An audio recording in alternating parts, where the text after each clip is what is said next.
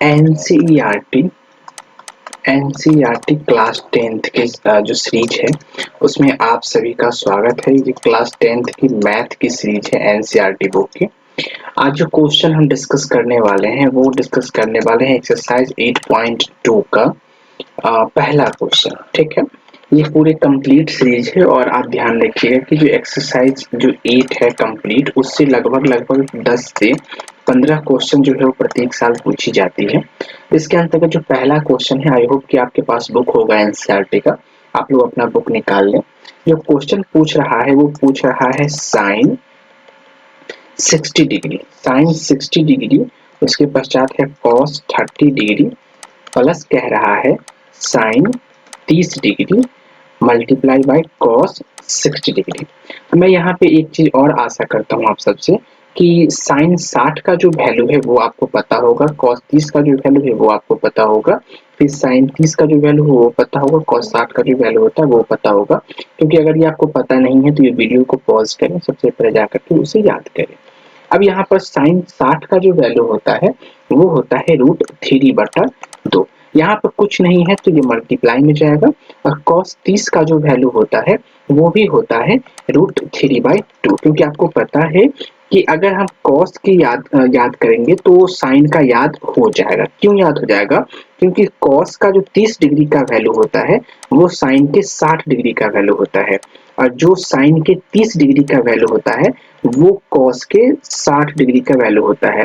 तो यहाँ पर साइन 60 दिया हुआ है, कॉस 30 डिग्री दिया हुआ है, इसलिए दोनों का जो वैल्यू हो वो बराबर ही होगा। फिर प्लस है तो प्लस हम देंगे। अब साइन 30 का जो वैल्यू होता है वो हमें पता है 1/2 होता है, और मल्टीप्लाई में जाएगा क्योंकि यहाँ पे कुछ नहीं दिया हुआ है। फिर कॉस 60 का जो वैल्यू होता है वो भी होता है 1/2, क्योंकि हमने आपको बात किया है कि अगर साइन 30 का वैल्यू जो होगा वो कॉस के 60 डिग्री के बराबर होगा। तो अब यहाँ पर देखिए कि √3 जो है वो √3 से मल्टीप्लाई होगा, क्योंकि ये आमने सामने। एक चीज मैं आपको यहाँ बॉक्स में बता दूं कि देखिए, जैसे मान लीजिए 3/4 है और बराबर में जाकर के 5/3 है, और अब आपको मल्टीप्लाई करने के लिए बोलेगा, गुना करने के लिए बोलेगा, तो यहाँ पर क्रॉस मल्टीप्लाई होता है, ये इधर होगा और ये इधर होगा। लेकिन अगर यहाँ पर 3/4 और मल्टीप्लाई बाय 5/3 हो, हाँ यहाँ पे अगर 5 यहाँ पर 3 हो तो इस दोनों जो मल्टीप्लाई होगा वो आमने सामने होगी। इसी प्रकार से यहाँ पर जो है हम आमने सामने मल्टीप्लाई करेंगे। अब यहाँ पर देखिए √3 को √3 से मल्टीप्लाई करेंगे तो हमें 3 प्राप्त होगा, और 2 को 2 से मल्टीप्लाई करेंगे तो 4 प्राप्त होगा। क्योंकि हमें पता है कि √3 इंटू √3 जो होता है वो 3 होता है। क्यों? क्योंकि ये जो √3 चढ़ जाता है इसलिए ये अपने आप में ही हाफ हो जाती है।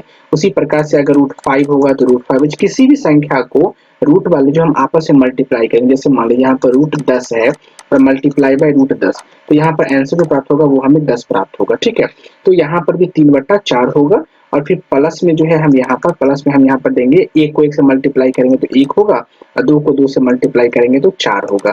जब आप इस 4 का जब यहाँ पे बट्टा पर का जोड़ करेंगे, 4 को 4 से हम एलसीएम लेंगे तो 4 होगा, फिर 4 1 जा 4 होगा तो 3 एकम 3 होगा, प्लस का साइन है प्लस देंगे, 4 एकम 4 तो 1 एकम 1, तो यहाँ पे हो जाएगा 4/4। तो ये 4 कट जाएगी, आपका आंसर कितना निकलेगा? 1 निकलेगा। तो आई होप कि आपको ये समझ में आ गया होगा कैसे बना। कोई डाउट होगी तो आप हमें कमेंट में जरूर बताइएगा। वीडियो अच्छा लगा हो तो please like share and subscribe. Thank you.